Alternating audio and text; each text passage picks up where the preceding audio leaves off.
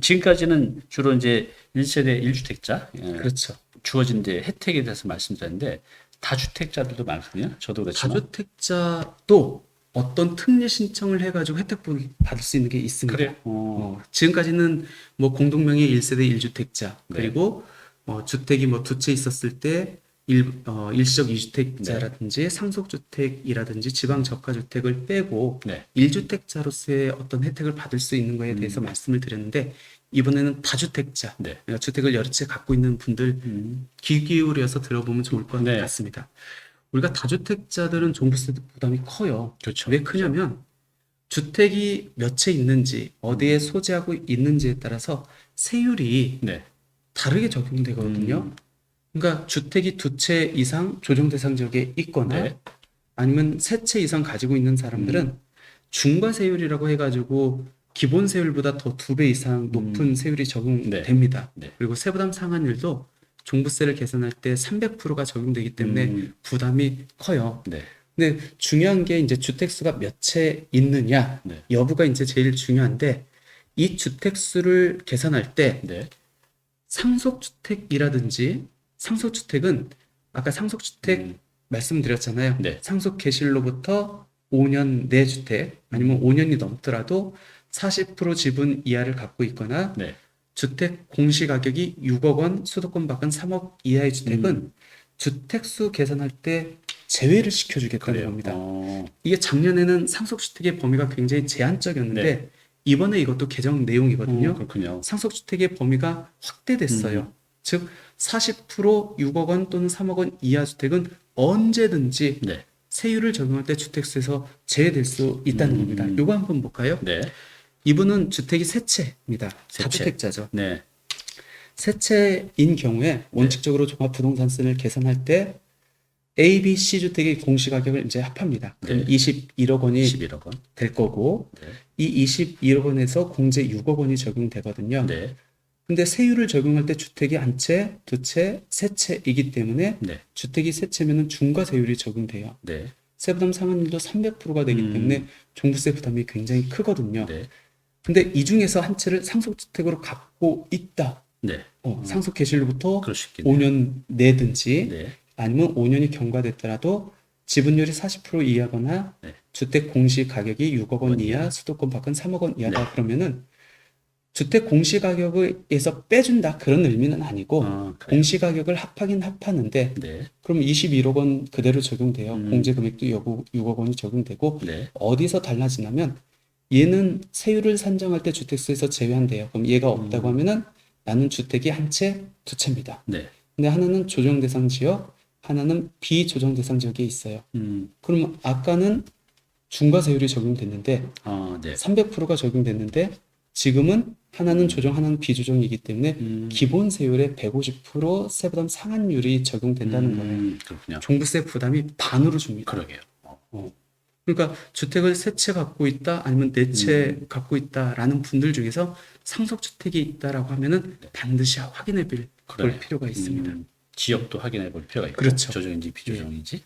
그리고 이 상속주택이 아까 지분율이 40% 이하거나 주택 공시가격이 6억 원 이하면은 예전에 상속받은 주택도 네. 계속 혜택을 받을 수 있기 때문에 그렇죠. 꼭 상속주택이 있는 분들은 이번에 혹시 내가 특례 신청을 적용해야 될 필요가 있는지 꼭 확인해 보시기 바랍니다. 일단은 이제 주택을 갖고 있는 분들은 내가 어디에 뭘 갖고 있고 공시가격은 얼마나 되고 맞아요. 조정인지 비조정인지 예, 또 맞습니다. 상속주택에서 아까 말씀하신 대로 지분율이 40% 이하인지 또 수도권은 6억 이하인지 이런 것들을 다 체크해 놓고 여러분들을 권리를 꼭 찾으시기 바랍니다. 네.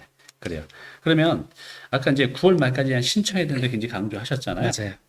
신청을 못 했어요. 저도 그런 적이 있거든요. 예. 신청을 못 하게 되면 구제 받을 방법이 없나요? 따로? 그러니까 정부에서 왜 9월 말까지 이렇게 신청하라고 하냐면, 네. 9월 말까지 신청하면은 그 신청 내용대로 해가지고 반영을 해서 네. 11월 달에 종합부동산세 고지서를 반영할 때 그 내용을 반영해 주겠다는 거예요. 그렇군요. 네. 근데 내가 몰라가지고 뒤늦게 알아가지고 9월 달이 지났습니다. 네. 그러면 혜택을 못 받습니까? 그렇진 않고요.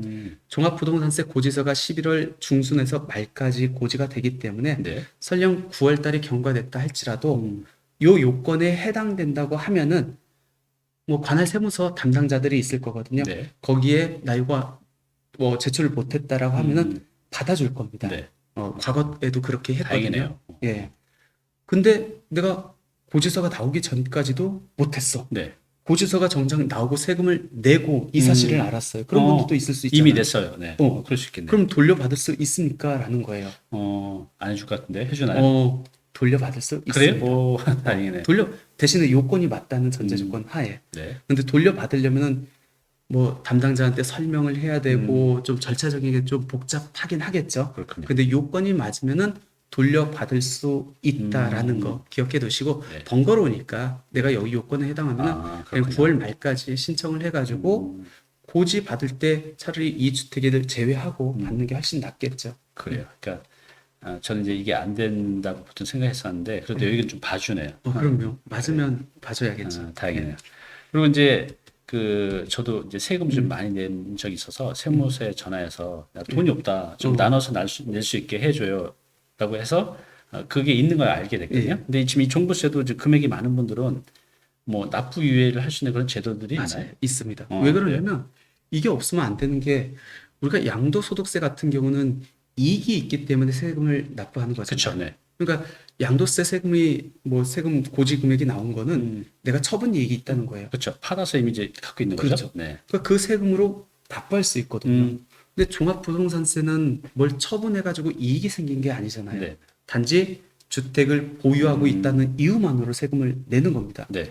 근데 이게 다주택자들 같은 경우에는 부담이 될 수 있거든요. 그러니까 돈이 없을 수 있잖아요. 네. 월세 수입이 꼬박꼬박 들어오는 것도 아니고 네. 뭐 세금을 낼 뭐 여력이 없는 네. 분들도 있거든요. 그래서 두 가지 제도를 이렇게 두고 있는데 네. 첫 번째는 분납 제도라고 해가지고 네. 원래 12월 15일 날 세금을 한꺼번에 내야 되는데 네. 요거를 분납 신청을 하면은 네. 6개월 뒤에다 나눠낼 수 있도록 분납 제도가 있습니다. 뭐 반반씩 내는 건가요, 보통? 예, 보통은 반반씩 냅니다. 네. 그러니까 이 분납 제도는 주택이 한 채 있든 뭐 다주택자든 다 적용받을 수 있는 제도예요. 네. 근데 중요한 게 뭐냐면 일단 11월 달에 말에 고지서가 이렇게 왔겠죠. 예를 들어서 2천만 원 고지서가 왔어요. 네. 나는 어디서 이거를 나눠낼 수 있다고 들어가가지고 12월 15일 날 내가 1,000만 원만 세금을 냈어. 네. 내가 알아서 반만 알아서. 낸 거예요. 네. 근데 가만히 나는 반은 이제 6월 달에 내야지 하고 기다렸는데 갑자기 세무서에서 고지서가 날라옵니다. 가산세 왜요? 왜 그럴까요? 어. 분납을 받으려면 신청을 해야 되거든요. 신청을 해야 되는군요. 마음대로 하면 안 되는군요. 신청을 안 하면 이게 분납을 승인을 안 해줍니다. 그렇군요. 그러니까 분납을 받으려면 내가 알아서 세금을 반 해가지고 이렇게 나눠내는 게 아니라 반드시 신청을 해야 된다는 거 꼭 기억해 두시기 그래요. 바랍니다. 실제 이거 가산세 적용받은 분들도 계세요. 그럴 것 같아요. 그냥 들으면 판 내면 나머지는 나중에 내면 되는구나 이렇게 생각할 수도 있을 것 같아요. 맞습니다.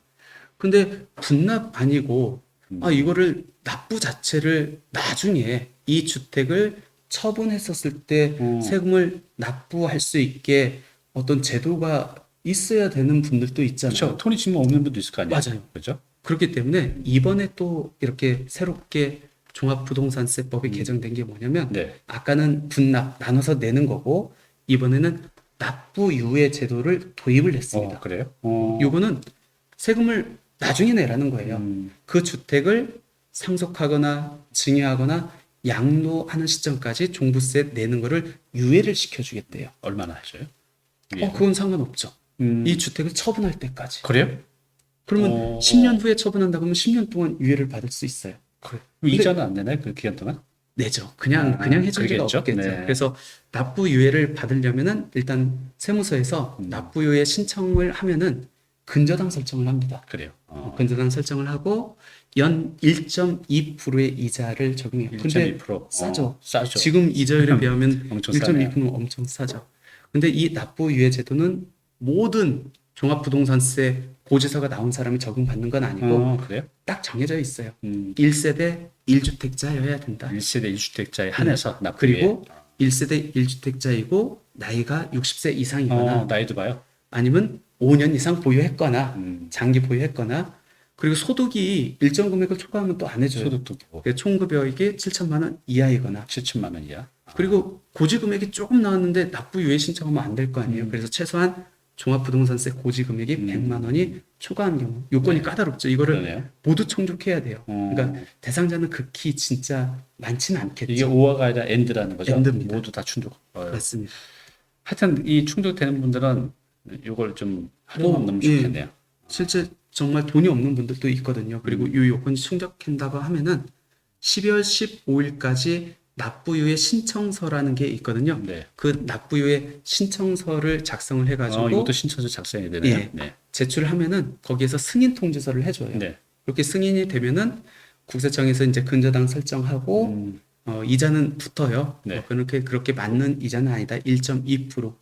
그러니까 분납제도가 있고 납부유예 제도가 있는데 분납제도는 모든 사람이 적용받을 수 네. 있는 반면에 납부유예 제도는 1세대 1주택자로서 법정 요건을 충족하는 사람에 한해서만 적용받을 수 있다. 아까 그 분납 제도는 이제 6개월 뒤에 나머지 내는 건데 그렇죠. 그것도 그 기간 동안 이자가 붙나요? 아니요, 그렇지 아, 않습니다. 그건 거기까지 붙이면 안 되죠.